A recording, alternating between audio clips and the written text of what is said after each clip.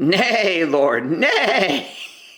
Oh, I love toys for my kids. They're all for my kids. Here, I've got some, this video is about saying no to God. Actually, I guess, if I would be positive, it would be like, don't say no to God. But then you'd be like, well, I want to say no. So I'm going to tell you, say no to God. Yeah. How do you like them apples? So this video is part homage, part reminiscence, and part just random stream of consciousness. Let's be honest, if you watch any of these videos, you know how this works. My name is Philip Fansteel, and this is Philipfiles. And I have an exciting sermon, but the context is sad. This is 30 years down the way that I remember this. And anyway, this pastor, his name is Dennis Miles, and he passed away this past January. And when I went to the memorial service, I talked to his wife and kind of just shared, hey, I remember, that he was a good man, and he was. And he visited me in Texas, he visited my family and I down in Texas 10 years ago, and his daughter was a friend of mine in high school, and a good man. And I'd seen him a couple times here since moving back to Tulsa. But anyway, he passed away, and at the memorial service, I recounted this sermon. So again, my whole life, I've heard thousands of sermons. Only I could say maybe I could give you 5, but this is one of them. So I'm going to go right into the sermon. Then I'll kind of talk about how this has played out in my life. So in the sermon, he's talking about Peter, and he reads from Acts 11 how when Cornelius, so an angel comes to Cornelius, who was a Roman centurion up in Joppa, and he appears to him and says, hey, send a guy down to Peter. There's this guy, it's Peter, who's at Simon the tanner's house, and go. And so Cornelius sends a man. Meanwhile, Pastor Miles is recounting this. He's reading the story in Acts 11. You can read it there. I don't remember everything, okay? But he's going through this, and he gets to the point where Peter is asleep or in a trance. Actually, the Bible says, and he's in kind of a trance. Okay, Acts 10. I gave you the wrong chapter. Acts 10. And then at noon on the following day, he became hungry, and while he was there preparing a meal, he had a visionary experience. The different translations said, say, trance, whatever. So he's not asleep. He's not an angel. I mean, Peter had a lot of different stuff going on, so this is a unique experience. And he sees, so I'm going to read Acts 10:11. He saw heaven opened up while he's having this visionary experience, this trance. He saw heaven open up and something like a large linen sheet being lowered to the earth by its 4 corners. And Pastor Miles at this point gets into the sheet and he's describing it. And again, it's a cool sermon, all right? Which is why I'm recounting it now. All right. And inside the sheet were all kind of 4-legged animals, reptiles, wild birds. And a voice told him, get up, Peter, kill and eat. And Peter explained, absolutely not, Lord. I have never eaten anything impure or unclean. And I remember, this is where Pastor Miles just had fun with this. He was like, nay, Lord, nay, nay. I'm not even going to try to reproduce. I just remember this. He's up on stage and he's like, no, Lord, nay, nay, nay. Which comes back to the animals here in a minute. I'll come back to that. Okay, and so he's talking, and so his sermon, just a Cliff Notes version, basically was Peter was saying, no, and he did it 3 times. So the voice spoke a second time, and it says, never consider unclean what God has made pure. And this happened 3 times. That's significant in Scripture when something happens 3 times. It's like, okay, you can take that to the bank. Then the object was suddenly pulled back into heaven. So Peter then gets this vision. He goes, and he's like wondering what it means. And then there's man that was sent by Cornelius, couple days earlier, arrives right after Peter has this vision or this trance. And so Peter's like, okay, he goes with them, and you read in chapter 10 and 11 of Acts, he goes and he says, okay, it's not right for a Jew to be in the home of Gentiles, and yet I'm here. And he goes through and he basically says, hey, God has opened up salvation to the Gentiles. This is big. This is huge. Salvation to the Gentiles, the non-Israelites, all right, the non-Hebrews. And this vision also plays out in church history. I'll come back to that. But anyway, so Pastor Miles had so much fun with this, and I loved it. It was like, and I don't know that I heard him preach all that often. It was like, but he was on fire. He was like, nay, Lord, nay, nay. And his sermon was, say yes to God. Don't say nay. Don't say no to God. And I remember that. And it's kind of been one of those things in my life. It's like, I want to say yes, right? And so that's a question. There's a question for you. How do you approach life? And so this is how this plays out in my life. So Pastor Miles, there's more to the sermon. That's what stuck with me 30 years later, is the nay, and he's jumping around stage, and he's like, and he says, don't say no to God. Say yes. Say yes. Say yes. Right? And he reminds me of a new song. Literally, there's a group called New Song. How can you say no till you say yes? How can you do better till you just did the best? Jesus is the answer for life's test. How can you say no till you say yes? Yes, yes. Okay, anyway, can't do the baritone. Anyway, that's a different song. Okay, but that, it's like there's in the 80s, I recount this with my students, there's this whole just say no. The problem with saying just say no to drugs, that was the context, just say no to drugs. The problem is if I say, say no to drugs, what are you thinking about, right? If I say don't think about a pink elephant, what are you thinking about, right? So we focus on the negative, we can actually become negative oriented, right? Right? But if we're focused on saying yes to God or yes to something better in the context of that song, how can you say no to the bad stuff until you say yes to the good thing? And so I think these kind of ideas go together. It's like sometimes people are so sin focused and so like, oh, I'm a worm, I'm a failure, I can't believe, blah, blah, and they're just so negative focused. And God's like, no, come. I understand, but Jesus died. Today is Feast of First Fruits. It's actually, Easter in the Western world, but in the Feast of the Lord, this is the Feast of First Fruits, and Jesus is the first fruit risen from the dead, so this is Resurrection Day, Easter. And so God's like, dude, I already forgave you all, though. Don't be so focused on that. Focus on what I'm calling you to do. Focus on saying yes to me. So Peter in this situation, he's like, he can be focused on, oh, I've never eaten anything unclean. I've never done that, Lord. Nay, Lord, nay, nay, nay. And instead, God's like, no, I've cleaned this. I've purified you. The Son has died on the cross. Don't focus on that. Focus on what I've called you to do. And so, anyway, so this is, again, I'm extrapolating a little bit from the sermon. The main idea was say yes to God. And so I like this idea, and obviously this has kind of informed my life. I heard this, I don't want to nick somebody else's expression, but I heard this at a Bible translation. A friend of my dad's sponsored the Bible to be translated into a language here in Tulsa, of a minority group here in Tulsa. And I went to this dedication of this Bible, right? And the Bible translator, he said something very interesting. He said, he says, we've tried to find a way to say yes. And I love that. We try to find a way to say yes. He says, when people come to him with ideas, actually, I think it was in regard to like putting the Bible on little chips and getting those little chips that you can put the Bible, multiple translations and dictionaries and all this stuff on a little chip and passing it around so people can put in their phone down all this stuff and so he's trying to find a way. So all that to say, in that Bible translator was talking about how he was trying to find a way to say yes. That's his approach, is we try to find a way to say yes. And obviously, I think it's a good thing, which is why I'm sharing it. Okay, so what do I have up here? So say yes to God, all right? Or say no to God. See how that works, Be oppositional defiant. So if I say no to God, then you'll be like, well, I'm going to say yes to God just because Philip told me to say no. Whatever floats your boat. Whatever gets you to yes. Whatever gets you to yes. Because seriously, I know some people, they get so I don't know why this is. They get so focused on the negative, so focused on what not to do. Don't do this, don't do that.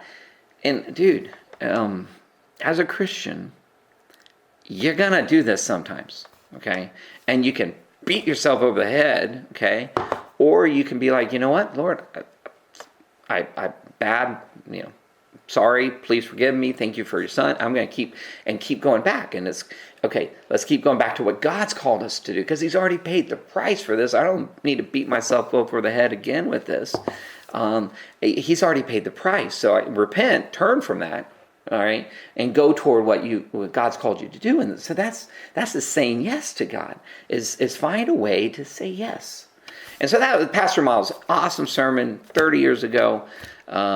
Played into my life a lot. So why do I have these little creatures up here? Okay, so there is this verse. So and I was trying to find. I have all these science manipulatives, zoology. Okay, toys. I have all these toys. Of course, I have kids, and they're older now. But I need to do this more. I used to tell them stories, make up stories, and I have this story about animals and dragons and all that kind of stuff that I would tell my kids. Anyway, I was trying to find a donkey. So here's a little insight. This is a joke going back 30 years as well. Why not? And so Balam. So remember Balam and the donkey. So I tried to find a Balam. This guy will have to do. So Balam and the donkey. I could not find a donkey, but I found a camel. So we'll just go with it. And Balam and the donkey. If you don't know the story, it's in Numbers 22.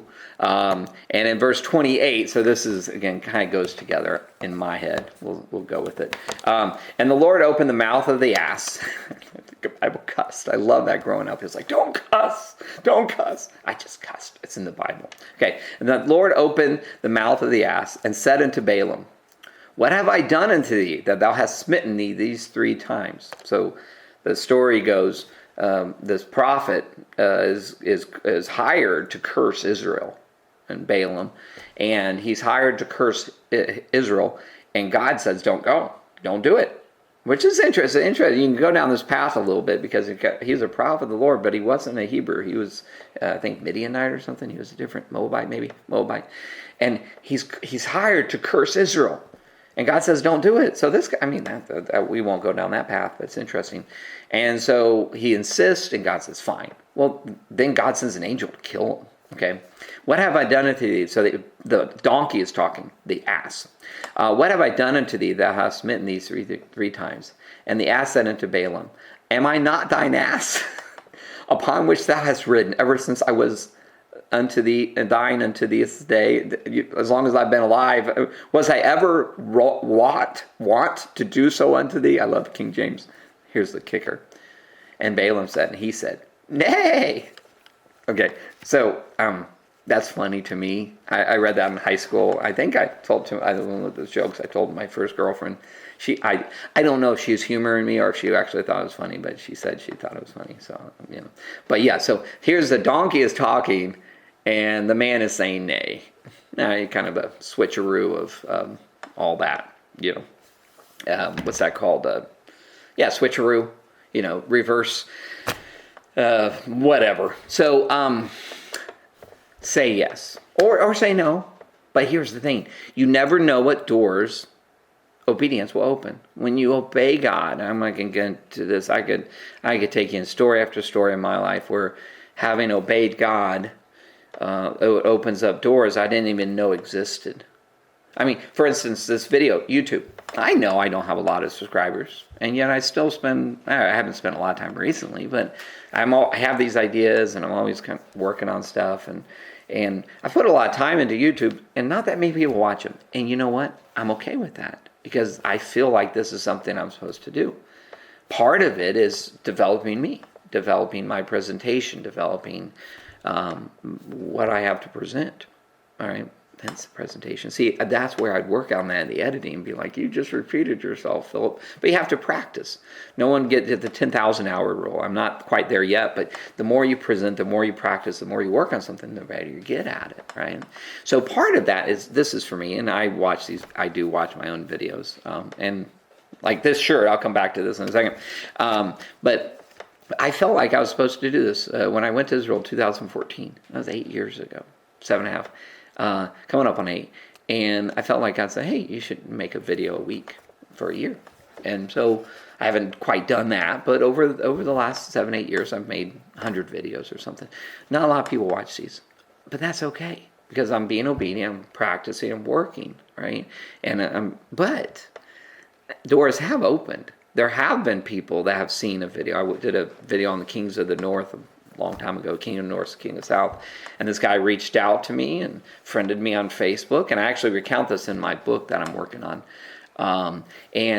And then he friended me on Facebook, and I was like, cool.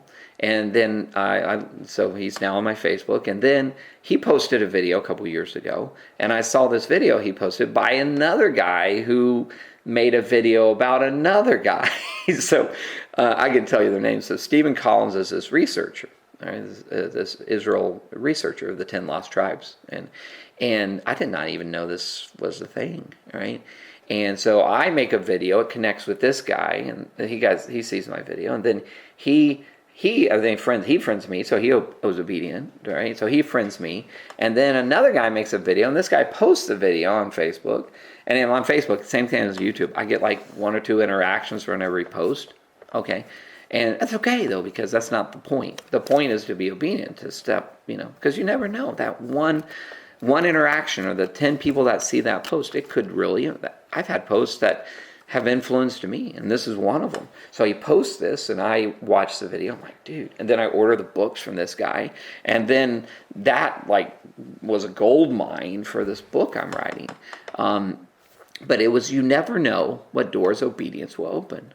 When you say yes to God, you never know what door that it opens. Even this video tonight, I didn't really want to do this, but I'm like, you know what? It's been percolating, and Dennis, of course, Pastor Miles passed away in January, and I was thinking about making it then, and then kind of, life and day goes into day, and all that good stuff. And then now it's April 17th, and I'm like, I need to do that. So this shirt, kind of the idea of saying yes. I did favorite video that I've ever made is about Midway, Battle of Midway. I think it's called Waldron's Waist or something like that.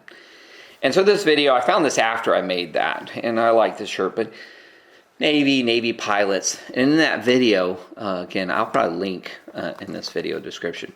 But in that video, I talk about Waldron, Colonel John Waldron, and his torpedo squadron 8. I should remember that from the Hornet. Anyway, I talk about the whole thing there, but basically he said yes. He and his men said yes. They obeyed orders, and in fact, Waldron ended up finding the Japanese fleet where the rest of his people got lost because they didn't listen to Waldron. Waldron knew, and he was right, and so he found the Japanese fleet. His men do exactly as they're told, exactly as they're trained. Everybody's saying yes. And I broke out. When I did this video 5 years ago, I just gone through a divorce, or I just realized I was divorced. I mean, I was Johnny come lately to that boat, and the first video I made in this house actually is this. I think I made one outside, but this first video I made with this set here was a Midway video, and I remember at that time, a week earlier was the worst day of my life, And then I was feeling sorry for myself, and God said, do what I've told you to do, which is make videos, going back to, I was supposed to make a video a week. So, maybe nobody ever sees these videos, or maybe a few people have. I mean, I guess the people have, but if anything, God has been working in me and doing this. Is that's the advice you give others. A lot of times, God, in my experience, if you give advice to somebody, God will be like, that was really good advice, Phil. You should take it. But that's the thing about giving advice in these videos. The one I'm preaching to the most is me. So I came in and I did this video Midway, and I was talking about John Waldron, and I was cracking up. I was not laughing. I was crying because here I'm trying to do everything right. I didn't do everything right. Okay, I didn't do everything right, but I tried. My intention, right, and then my life just went to the crapper, and John Waldron, they did everything right, and they all died. They all got shot out of the sky. One guy survived. Gary Gay, I think is his name. I know his last name was Gay. Gary, I think his first name. One guy survived. And he watched the battle. And his plane got shot down. So of these 15 planes, 2 people in each plane, 29 of them died. They said yes, and they died. But, and if you watch the video, I go into more detail. Their obedience, them saying yes, opened the doors for the torpedo bombers that came from above. So the torpedo, or not the dive bombers. Dive bombers came from above. The torpedo bombers came from the horizon. They all got shot down, but they got the Japanese attention down here, and the Zeros down here on the deck. And all this shifted down here to shoot out any more torpedoes. That's when the dive bombers arrived. So sometimes obedience cost, and it doesn't seem right. It's like, I obey God. Why am I suffering? That's a big question. I did everything right, or I didn't. I'm not saying I did, but I tried to. Right? You can do everything right, and it can go wrong, and you can be like, what's up with that? What's up with that? What's up? But it opened a door. So sometimes we don't see the end, and so that's where faith comes in. It's like, Lord, I'm obeying you. I may not see the end of this one, but I'm going to obey you. And I think that's where saying yes to God, he's the one, he's the master, he's Nimitz, he's the master strategist, he's the one moving all the pieces, he's the one, putting everything together. But we've got, as we say yes, we can be used, and he's going to use us in different ways. And sometimes, I remember this story, and it relates to John Waldron, it relates to Jim Elliot, it relates to many others. Of King David, and he's thirsty and he's running from Saul, and he says, I'm thirsty, I would love some water from the spring near here. I've been there before, there's a spring, but Saul's army is there, and so and his men hear him just talk about how he wants some water from the spring, and 2 of his men risk their lives to sneak into this city, to go to this well and to get water from the well. And they bring it back to David. And I remember reading this, and it confused me growing up. I was like, what happened? David, when he sees what they've done, I don't know if he weeps, but he's like, I am not worthy. I'm not worthy. You risked your lives. And he pours out the water as an offering to God. And it always perplexed me, because I'm like, David, your men risked their lives to get you some water. Drink the water. They risked their lives for you. But I think there's a deeper thing there. David's like, I am not God. What these men did is worthy of God. This is an offering to God. What these men risked their lives. Hebrews says the world is not worthy of them. There are men and women, even to this day, around the world, who have said yes to God, and it's come at a price, at a tremendous price. And when I feel sorry for myself, God doesn't berate me, but I'll come out of it. I'll be like, Lord, I've had it so good. I'm so blessed. People in China, people in Nigeria, people in the Middle East, people around the world right now, believers in Ukraine, believers in Russia, believers around the world are being North Korea. And I feel sorry for myself. Again, God doesn't berate me, but it's like the world is not worthy of them. And in this case with David, when these men had said yes, it wasn't even a command. It wasn't even a command. They just heard that David, their king, wanted some water, so they risked their lives to get him water. And David was like, no, I'm not worthy of this. Only God is worthy of this. And he pours it out before God. And that perplexed me growing up. Now I think I get a little bit more of what that means. It's like the world is not worthy, right? And so John Waldron, his men who sacrificed their lives, well, that was the turning point of the Pacific. Their yes opened up the opportunity for the dive bombers to change the course of the war. Your yes, it may come at a cost. It probably will. But it's going to open up doors. And maybe you'll see what's on the other side. Maybe you'll see the victory, the VJ day. Maybe you'll come back home and start the boomers, right? Maybe the greatest generation.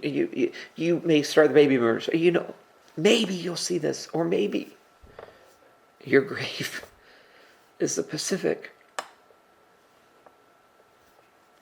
We lost 400,000 men in World War II. And, I think about that, but yet say yes to God. He knows, and He sees, and He rewards. And sometimes it's hard for me. I see this world, I'm like, I like this world. I like, I like what God has made. It's not the world has to offer, it's what God has offered us in this world. And we're like, how could the next world be better than this? And yet God says He's a rewarder. And He has more. There's more. So, say yes to God. You never know what doors your obedience will open. Or say no. Choose your own adventure. Okay.